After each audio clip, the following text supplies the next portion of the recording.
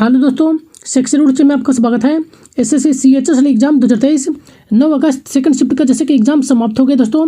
आज हम इस सेशन में 9 अगस्त सेकंड शिफ्ट में जो क्वेश्चन पूछे गए सभी क्वेश्चनों का एनालिसिस करेंगे। ये सभी जो क्वेश्चन होंगे 100% रियल एवं ऑथेंटिक क्वेश्चन होंगे, तो सेशन पूरा जरूर देखेगा दोस्तों, क्योंकि विथ एक्स्ट्रा फैक्ट के साथ आपको बताया जाता है ताकि आगे आने वाले सेशन में जो है आपको इससे बेनिफिट मिल सके।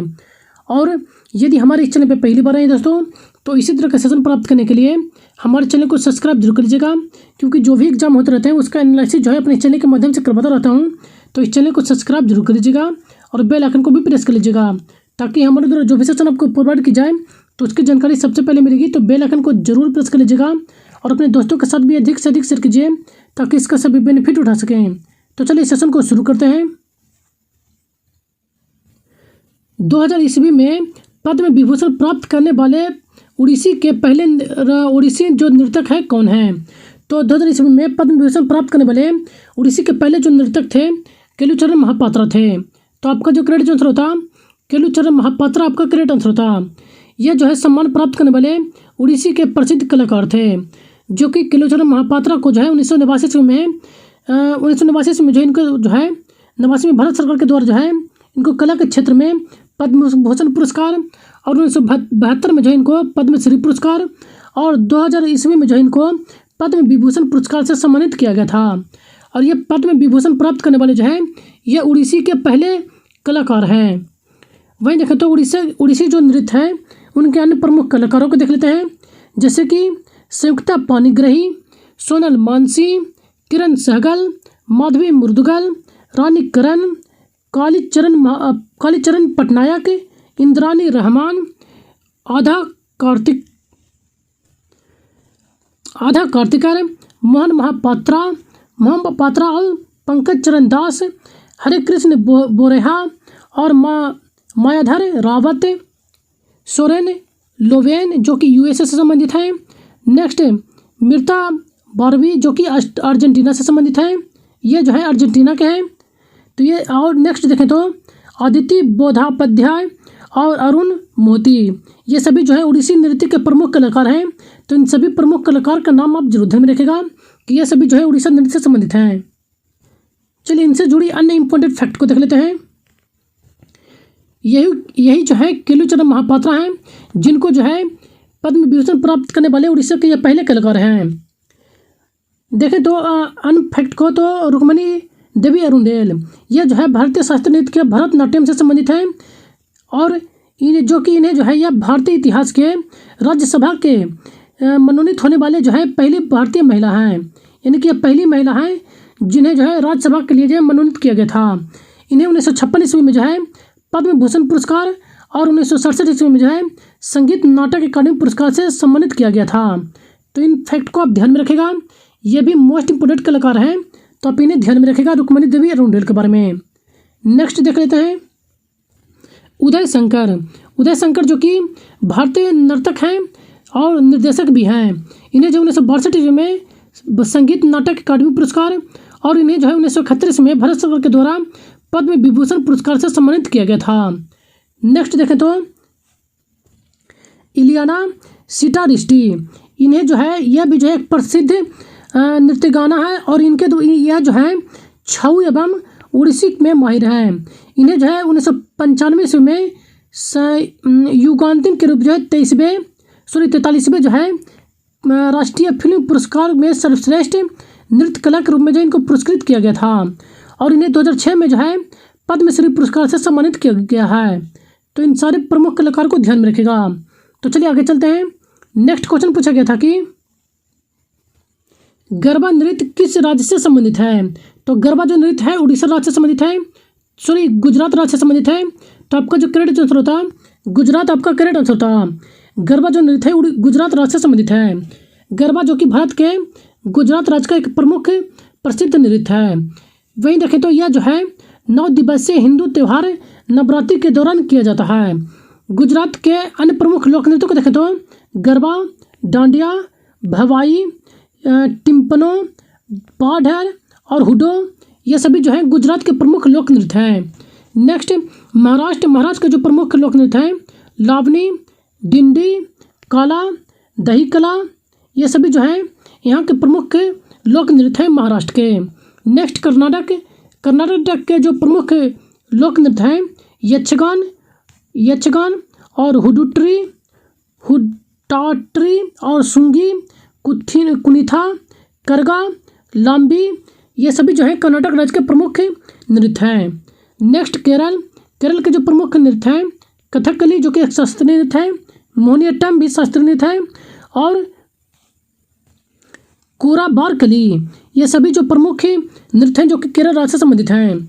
नेक्स्ट झारखंड राज्य के जो प्रमुख लोक नृत्य हैं झूमर, जाननी झूमर, मर्दाना झूमर, पैका, फगुआ, मुंदारी नृत्य, सरहुल जो कि मोस्ट फेमस है झारखंड के लिए, और बाराहो, झिटका, डांगा, डोमचका और घोराना नाच, ये सभी जो हैं झारखंड राज्य के प्रमुख नृत्य हैं।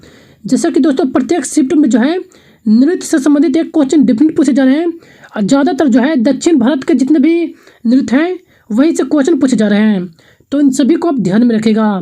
तो चलिए आगे चलते हैं। नेक्स्ट क्वेश्चन पूछा गया था कि मेंडलीफ के आवर्त सारणी में प्रारंभ में कितने तत्व थे। तो प्रारंभ में जो है मेंडलीफ के आवर्त सारणी में कुल 63 तत्व मौजूद थे। तो आपका जो करेक्ट आंसर होता 63 आपका करेक्ट आंसर होता। मेंडलीफ के आवर्त सारणी में जो देखा जाए तो यूरेनियम जो कि मेंडलीफ के आवर्त सारणी में अंतिम तत्व था। इनकी आवर्त सारणी में कुल 63 तत्व मौजूद थे। इन्होंने जो है परमाणु द्रव्यमान के क्रमांक के अनुसार जो है इन्होंने तत्वों को व्यवस्थित किया था। यानी कि मेंडलीफ के द्वारा पूछा जाए कि किस रूप में जो है तत्वों को व्यवस्थित किया गया था, तो परमाणु द्रव्य के रूप में जो है द्रव्यमान के द्वारा जो है इन्होंने जो है तत्वों को व्यवस्थित किया था। इन्होंने जो है 1869 ईस्वी में इस मॉडल को विकसित किया था। तो इन फैक्ट को आप ध्यान में रखेगा। चलिए इनसे जुड़ी अन्य एक्टिव फैक्ट को देख लेते हैं। आधुनिक आवर्त सारणी 1913 ईस्वी में जो कि हेनरी मोसले के द्वारा जो है आधुनिक आवर्त सारणी प्रस्तुत की गई थी। आधुनिक आवर्त सारणी जो है निम्नलिखित तत्वों को वर्गीकृत किया गया था, P block, S block, D block और एफ ब्लॉक। इस रूप में जो है आधुनिक आवर्त सारणी में वर्गीकृत किया गया है। पी ब्लॉक में देखा जाए तो क्लोज यानी कि निकोटोन और हाइड्रोजन अक्रिय गैसें शामिल हैं। वही देखें तो 18वें समूह में जो है अक्रिय गैस को यानी कि शून्य समूह यानी कि अक्रिय गैस के रूप में जाना जाता है 18वें ग्रुप को। 17वें ग्रुप देखा जाए तो हाइड्रोजन ग्रुप के नाम से जाना जाता है। 16वां समूह जिसे जो है क्लोजन समूह के रूप में जानते हैं। 15वां ग्रुप जिसे जो है निकटोजन के रूप में जानते हैं। वहीं देखें तो एस ब्लॉक तत्वों को जो है क्षारीय धातु या क्षारीय मृदा धातु के रूप में जानते हैं। नेक्स्ट डी ब्लॉक तत्वों को जो है संक्रमण तत्व शामिल हैं। एफ ब्लॉक में जो है तत्वों में जो है अंतः सक्रिय तत्व शामिल हैं। तो इन सारे फैक्ट को आप ध्यान में रखेगा। नेक्स्ट क्वेश्चन पूछा गया था कि आपातकाल का प्रावधान किस अनुच्छेद के तहत है। तो इसका ऑप्शन तो हम नहीं मिल पाया था, तो आपको आपातकाल से संबंधित जितने भी इंपॉर्टेंट अनुच्छेद हैं कौन कौन से संबंधित है तो आपको बता देता हूँ। आप देख लीजिएगा कि आपके ऑप्शन में किस रूप में देखे थे। आपातकाल से संबंधित देखा जाए तो भारतीय आपातकाल जो है संध्या जो है जर्मनी के संविधान से लिया गया था। भारतीय संविधान के भाग 18 में अनुच्छेद 52 से लेकर 60 तक आपातकाल का उपबंध दिया गया है। यानी कि आपातकाल का संबंध जो है वर्णन जो किया गया है अनुच्छेद 352 से लेकर 360 तक वर्णन किया गया है। वही देखें तो भारत में जो है 3 प्रकार के आपातकाल का प्रावधान किया गया है। ये जो 3 प्रकार हैं राष्ट्रीय आपातकाल और राष्ट्रपति शासन और वित्तीय आपात। राष्ट्रीय आपात जो है अनुच्छेद 352 के तहत कुल 3 बार लगाया जा चुका है। 1962, 1971 और 1975 इन तीनों बार जो है राष्ट्रीय आपात लगाया जा चुका है। वहीं देखें तो राष्ट्रपति शासन जो कि अनुच्छेद 356 के तहत लगाया जाता है, जो कि सबसे अधिक बार जो है मणिपुर में लगाया जा चुका है। कुल 10 बार जो है राष्ट्रपति शासन लगाया जा चुका है मणिपुर में सबसे अधिक बार जो कि है। वहीं देखें तो वित्तीय आपात जो कि अनुच्छेद 360 से संबंधित है। यह अभी बार एक बार भी जो है वित्तीय आपात नहीं लगाया गया भारत में। तो इन सारे फैक्ट को आप ध्यान में रखेगा। नेक्स्ट क्वेश्चन पूछा गया था कि 2023 पुरुष हॉकी विश्व कप का 15वां संस्करण का आयोजन कहाँ हुआ था। तो इसका जो आयोजन किया गया था उड़ीसा के राउरकेला में जो है भुवनेश्वर में इसका आयोजन किया गया था। यानी कि उड़ीसा में राउरकेला के भुवनेश्वर में इसका आयोजन किया गया था। तो आपका जो करेक्ट आंसर होता उड़ीसा आपका ऑप्शन किस रूप में दिया गया था आप देख लीजिएगा, ये क्या स्टेट या राउरकेला या भुवनेश्वर दिया गया था। वहीं देखें तो इसका जो आयोजन है 13 से लेकर 29 जनवरी 2023 के दौरान जो है इसका किया गया था। इसमें विजेता जो रहा था जर्मनी रहा था। और वहीं देखें तो जर्मनी यह खिताब जो है 3 बार यह खिताब अपने नाम किया है। 2002 और 2006 में जो है इसके द्वारा प्राप्त किया गया था, यानी कि विजेता बना है। और यह जो है 2023 में भी विजेता रहा है जर्मनी, जबकि उप विजेता 2023 का जो रहा था बेल्जियम रहा था। पुरुष हॉकी विश्व कप सर्वाधिक खिताब जीतने का जो रिकॉर्ड है पाकिस्तान के नाम दर्ज है, जो कि 4 बार यह ट्रॉफी जीत चुका है। वहीं देखें तो भारत एकमात्र 1975 में यानी कि कुआलालंपुर में जो आयोजित किया गया था 1975 में, भारत ने सिर्फ एक बार ही हॉकी विश्व कप जीता है। तो इन सारे फैक्ट को आप ध्यान में रखेगा। नेक्स्ट क्वेश्चन पूछा गया था कि पुरुष पोल वॉल्ट में किसने खुद का रिकॉर्ड तोड़कर नया रिकॉर्ड बनाया है। तो पुरुष पोल वॉल्ट में जो है रिकॉर्ड जो तोड़ा गया था शिव कुमार सुब्रमण्यम के द्वारा तोड़ा गया था। तो शिव कुमार सुब्रमण्यम का आपका करेक्ट आंसर होता। शिव कुमार सुब्रमण्यम जो है राष्ट्रीय खेलों में एथलेटिक्स क्षेत्र के पुरुष के पोल वॉल्ट का खिताब हासिल किए थे और एक नया रिकॉर्ड बनाए हैं। शिव कुमार सुब्रमण्यम के द्वारा जो है 5.31 मीटर का जो है रिकॉर्ड हासिल यानी कि नए रिकॉर्ड बनाए हैं। इनका पिछला जो सर्वश्रेष्ठ रिकॉर्ड था वह 5.3 था, जो कि 2018 में यह कीर्तिमान हासिल किए थे। तो इन फैक्ट को भी आप ध्यान में रखेगा। नेक्स्ट क्वेश्चन पूछा गया था कि किसी वित्तीय वर्ष में बैंक दर बढ़ने पर अर्थव्यवस्था पर क्या प्रभाव पड़ेगा।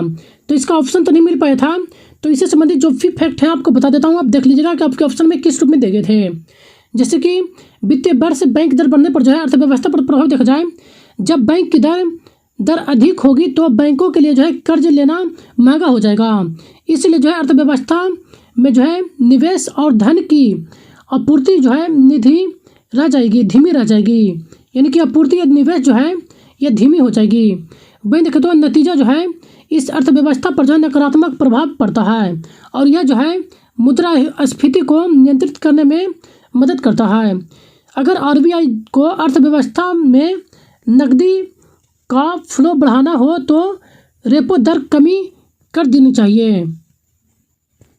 तो आप देख लीजिएगा इनमें से कौन सी आपके ऑप्शन में के रूप में दिए गए थे। तो चलिए आगे चलते हैं। नेक्स्ट क्वेश्चन पूछा गया था कि आगरा के मोती मस्जिद का निर्माण किनके द्वारा करवाया गया था। तो आगरा का जो मोती का मस्जिद जो था वह शाहजहाँ के द्वारा निर्माण करवाया गया था। तो आपका जो करेक्ट आंसर होता शाहजहाँ आपका करेक्ट आंसर होता। आगरा के मोती मस्जिद का निर्माण जो है मुगल शासक शाहजहाँ के द्वारा करवाया गया था। यह जो है उत्तर प्रदेश के आगरा में स्थित है और शाहजहाँ जो कि 5वें मुगल शासक हैं, जो कि 1628 से लेकर जो है 1658 ईस्वी तक मुगल वंश पर शासन करते हैं। दिल्ली सल्तनत दिल्ली में देखा जाए तो दिल्ली के लाल किला परिसर के अंदर जो है मोती मस्जिद का निर्माण मुगल शासक औरंगजेब के द्वारा करवाया गया था। एक जो मोती मस्जिद है आगरा में स्थित है, जो कि शाहजहाँ के द्वारा निर्माण करवाया गया था। दूसरा एक लाल किला के अंदर है, जो कि औरंगजेब के द्वारा निर्माण करवाया गया था। लाहौर किले में जो है मोती मस्जिद का निर्माण बादशाह जहांगीर के द्वारा करवाया गया था। शाहजहाँ द्वारा निर्मित जो है प्रमुख ऐतिहासिक स्थल को देख लेते हैं, इमारतों को, जैसे कि शाहजहाँ के द्वारा जो निर्माण करवाया गया था ताजमहल, लाल किला, जामा मस्जिद, लाहौर में शालीमार गार्डन, ये सभी जो है शाहजहाँ के द्वारा निर्माण करवाया गया था। नेक्स्ट अकबर द्वारा ऐतिहासिक रचनाएं, यानी कि अकबर के द्वारा कौन कौन सी इमारत बनाए गए थे उन्हें देख लेते हैं, जैसे कि आगरा का किला, लाहौर का किला, फतेहपुर सिकरी, इलाहाबाद का किला और बुलंद दरवाज़ा, ये सभी जो है अकबर के द्वारा निर्माण करवाए गए थे। तो इन सारे फैक्ट को आप ध्यान में रखेगा। नेक्स्ट क्वेश्चन पूछा गया था कि ICC men's T20 world cup 2022 कहाँ हुआ था। तो T20 वर्ल्ड कप 2022 का जो आयोजन किया गया था ऑस्ट्रेलिया में किया गया था। तो आपका जो करेक्ट आंसर होता ऑस्ट्रेलिया आपका करेक्ट आंसर होता। वहीं देखें तो 2022 आईसीसी पुरुष T20 वर्ल्ड कप का जो है 8वां संस्करण जो है टूर्नामेंट का आयोजन अक्टूबर-नवंबर 2022 में इसका आयोजन ऑस्ट्रेलिया में किया गया था। इसमें विजेता जो देश रहा था वो इंग्लैंड रहा था, जो कि सेकंड टाइम था, जबकि रनअप यानी कि विजेता जो था पाकिस्तान रहा था। वहीं देखें तो इस T20 वर्ल्ड कप में जो है प्लेयर ऑफ द सीरीज के रूप में जो है इंग्लैंड के खिलाड़ी सैम करन को चुने गए थे। मैन ऑफ यानी कि मोस्ट रन यानी कि सबसे अधिक जो रन बनाए थे वह इंडिया के विराट कोहली के द्वारा बनाया गया था, जो कि 296 रन था। मोस्ट विकेट यानी कि सबसे अधिक जो विकेट लिए थे श्रीलंका के हसन रंगा के द्वारा जो है कुल 15 विकेट लिए गए थे, जो कि श्रीलंका के थे। वहीं देखें तो T20 वर्ल्ड कप 2024 का मेजबानी जो है वेस्ट इंडीज और अमेरिका के द्वारा संयुक्त रूप से करेंगे। यानी कि 2024 के में जो आयोजित होना है T20 वर्ल्ड कप, इसकी मेजबानी वेस्ट इंडीज और अमेरिका के द्वारा संयुक्त रूप से किया जाएगा। तो इन सारे फैक्ट को आप ध्यान में रखिएगा। नेक्स्ट क्वेश्चन पूछा गया था कि इक्विटी स्मॉल फाइनेंस बैंक की स्थापना कब हुआ था। तो इस बैंक की स्थापना पूछा गया था। तो इसका जो स्थापना किया गया था 1993 ईस्वी में किया गया था। तो आपका जो करेक्ट आंसर होता है 1993 आपका करेक्ट आंसर होता। अन्य प्रमुख बैंकों की स्थापना देख लेते हैं, जैसे कि स्टेट बैंक ऑफ इंडिया जिसकी स्थापना 1955 ईस्वी में हुआ था। पंजाब नेशनल बैंक की स्थापना 1894 ईस्वी में। पंजाब एंड सिंध बैंक की स्थापना 1908 ईस्वी में। यूके बैंक की स्थापना 1943 में। आंध्र बैंक की स्थापना 1923 में। इलाहाबाद बैंक की स्थापना 1965 में। और बैंक ऑफ बड़ौदा की स्थापना 1988 में किया गया था। तो इन सारे प्रमुख बैंकों का स्थापना ध्यान में रखिएगा। नेक्स्ट क्वेश्चन पूछा गया था कि उर्वरक का उपयोग सबसे ज़्यादा किस राज्य में नहीं किया जाता है। तो इस रूप में एक क्वेश्चन पूछा गया था, तो लेकिन इसका हमें ऑप्शन तो नहीं मिल पाए हैं। तो इनसे संबंधित उर्वरक से संबंधित जितने भी इंपॉर्टेंट फैक्ट है आपको बता देता हूँ, आप देख लीजिएगा। जैसे कि सिक्किम जो कि अब कई वर्षों जो है रासायनिक कीटनाशक एवं उर्वरकों का उपयोग इस्तेमाल जो है नहीं कर रहा है। यानी कि सिक्किम के द्वारा जो है कई वर्षों से जो है कीटनाशक एवं उर्वरक का उपयोग नहीं किया जा रहा है। और यहाँ के किसानों के द्वारा जो है जैविक खाद एवं जैविक कीटनाशकों के रूप में जो है खेती में जो है किया जा रहा है। तो हमारे समझ से सिक्किम आपका करेक्ट आंसर होना चाहिए, लेकिन आपके ऑप्शन में कौन कौन से स्टेट दिए गए थे आप देख लीजिएगा। तो नेक्स्ट देख लेते हैं। वही देखें तो पंजाब जो कि रासायनिक उर्वरक को इस्तेमाल करने वाले सबसे अधिक उपयोग किया जाता है। यानी कि पंजाब राज्य में जो है सबसे अधिक रासायनिक उर्वरक का इस्तेमाल किया जाता है। रासायनिक उर्वरक का जो निर्माण करने में देखा जाए कंपनी इफ्को के द्वारा जो है भारत में सबसे बड़ी उर्वरक निर्माण करने वाली कंपनी है। वहीं देखें तो भारत का पहला जो उर्वरक जो बनाया गया था वह अमोनियम सल्फेट था। यानी कि अमोनियम सल्फेट जो कि पहला उर्वरक जो कि भारत में तैयार हुआ था। तो इन सारे फैक्ट को आप ध्यान में रखिएगा। नेक्स्ट क्वेश्चन पूछा गया था कि सहकारी समितियों से संबंधित एक कथन के रूप में एक क्वेश्चन पूछा गया था। तो सहकारी जो समितियां हैं उनसे संबंधित आपको फैक्ट दे दिए गए हैं। तो आप इन्हें एक बार देख लीजिएगा और रीड कर लीजिएगा। आप देख लीजिएगा कि आपके ऑप्शन में किस रूप में दिए गए थे। जैसे कि 2011 में जो है 91वें संविधान संशोधन 97वें संविधान संशोधन अधिनियम के द्वारा जो है सहकारी समितियों को संवैधानिक दर्जा प्रदान किया गया था। बाकी आप इन्हें एक बार वीडियो पोस्ट करके जरूर रीड कर लीजिएगा। तो चलिए आगे चलते हैं। नेक्स्ट क्वेश्चन पूछा गया था कि प्रधानमंत्री श्रम योजना किस लिए लागू किया गया था। तो इसका भी हमें ऑप्शन नहीं प्राप्त हो पाए थे, लेकिन योजना से संबंधित एक क्वेश्चन पूछा गया था।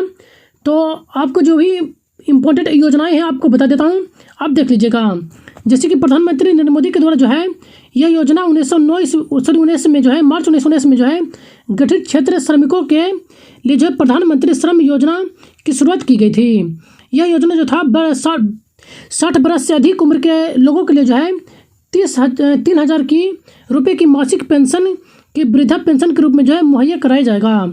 और इस श्रमिक जिनकी मासिक आय जो है 15,000 रुपये माह से कम हो गई वही जो है इस योजना का लाभ ले पाएंगे।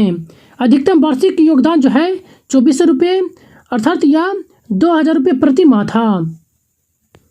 नेक्स्ट देखें तो ये प्रमुख योजनाएं दे देंगे और कौन सी योजना किस वर्ष स्थापित किया गया था इसे भी आप ध्यान में रखिएगा। जैसे कि जनधन योजना जिसे जो 28 अगस्त 2014 को शुरू किया गया था। स्कीम इंडिया मिशन 28 अगस्त 2014 को शुरू किया गया था। मेक इन इंडिया 2014 में शुरू किया गया था। स्वास्थ्य भारत मिशन 2 अक्टूबर 2014 को शुरू किया गया था। बेटी बचाओ बेटी पढ़ाओ 2 जनवरी 2015 को शुरू किया गया था। हृदय योजना 2 जनवरी 2015 को शुरू किया गया था। प्रधानमंत्री मुद्रा योजना 8 अप्रैल 2015 को शुरू किया गया था। उज्ज्वला योजना 1 मई 2015 को शुरू किया गया था। प्रधानमंत्री उज्ज्वला योजना 1 मई 2016 को शुरू किया गया था। तो आप इन दोनों को ध्यानपूर्वक ध्यान में रखेगा। एक उज्ज्वला है, दूसरा उजाला है। नेक्स्ट देखें तो अटल पेंशन योजना 9 मई 2015 को शुरू किया गया था। स्टार्टअप इंडिया 16 जनवरी 2015 को शुरू किया गया था। तो ये सभी प्रमुख योजनाएं हैं, तो आप इन सभी को ध्यान में रखेगा। नेक्स्ट क्वेश्चन पूछा गया था कि फैराडे के नियम से संबंधित एक क्वेश्चन पूछा गया था, तो इसका भी हमें ऑप्शन नहीं प्राप्त हो पाए थे। तो लेकिन फैराडे का नियम आपको बता देता हूँ, आप देख लीजिएगा आपके ऑप्शन किस रूप में दिए गए थे। जैसे कि फैराडे का जो नियम है, इस नियम के अनुसार किसी भी बंद परिपथ में उत्पन्न विद्युत वाहक बल EMF उस परिपथ से होकर प्रवाहित चुंबकीय फ्लक्स के परिवर्तन दर को बराबर होता है।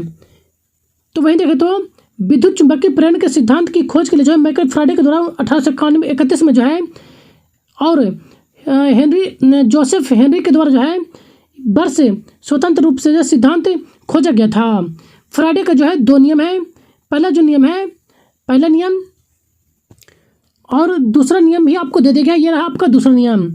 तो आप इन दोनों को एक बार वीडियो पॉज करके जरूर रीड कर लीजिएगा, फैराडे के दोनों नियम को। तो चलिए आगे चलते हैं। नेक्स्ट क्वेश्चन पूछा गया था कि अजमेर सिंह का संबंध किस क्षेत्र से है। तो अजमेर सिंह का जो संबंध है यह भारतीय धावक थे। तो आपका जो करेक्ट आंसर होता धावक, आपका करेक्ट आंसर होता। अजमेर सिंह जो कि 1 फरवरी 2040 से लेकर जो है 26 जनवरी 2010 तक रहे थे। यह एक भारतीय एथलीट धावक थे। इन्होंने जो है 1964 के ग्रीष्मकालीन ओलंपिक में भाग लिए थे और इन्होंने जो 1966 में बैंकॉक में एशियाई खेलों में स्वर्ण पदक जीते थे। और बाद में जो है यह पंजाब विश्वविद्यालय के चंडीगढ़ में जो है निदेशक के रूप में कार्य किए थे। और इन्होंने जो है 1966 में भारत सरकार के द्वारा अर्जुन पुरस्कार से सम्मानित किया गया था। तो इन सारे फैक्ट को आप ध्यान में रखेगा। नेक्स्ट क्वेश्चन पूछा गया था कि भारत की सबसे लंबी झील कौन सी है। तो भारत की सबसे लंबी जो झील है वेम्बनाड है। तो आपका जो करेक्ट आंसर होता है वेम्बनाड, आपका करेक्ट आंसर था। वेम्बनाड झील जो कि भारत की सबसे लंबी झील में बड़ी झील है, जो कि केरल राज्य में स्थित है। इसकी लंबाई तकरीबन 96.5 किलोमीटर है। चलिए झील से संबंधित अनइम्पोर्टेंट फैक्ट को देख लेते हैं।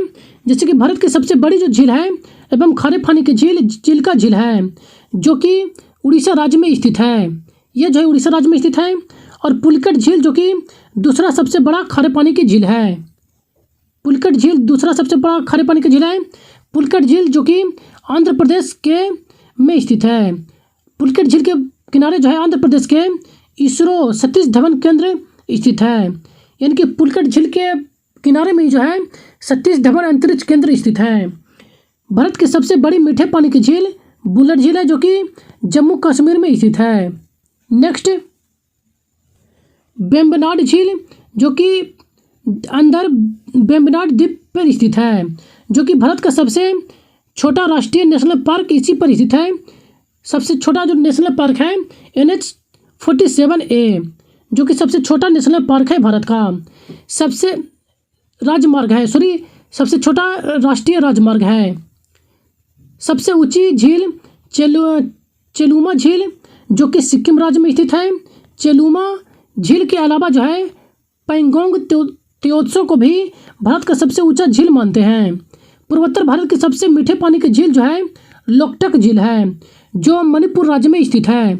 इसके अंदर जो है इस झील के अंदर भारत का एकमात्र तैरता हुआ राष्ट्रीय उद्यान है, जो कि किबुल लामचाओ राष्ट्रीय उद्यान है, जो कि तैरता हुआ राष्ट्रीय उद्यान भारत का एकमात्र तैरता हुआ राष्ट्रीय उद्यान है।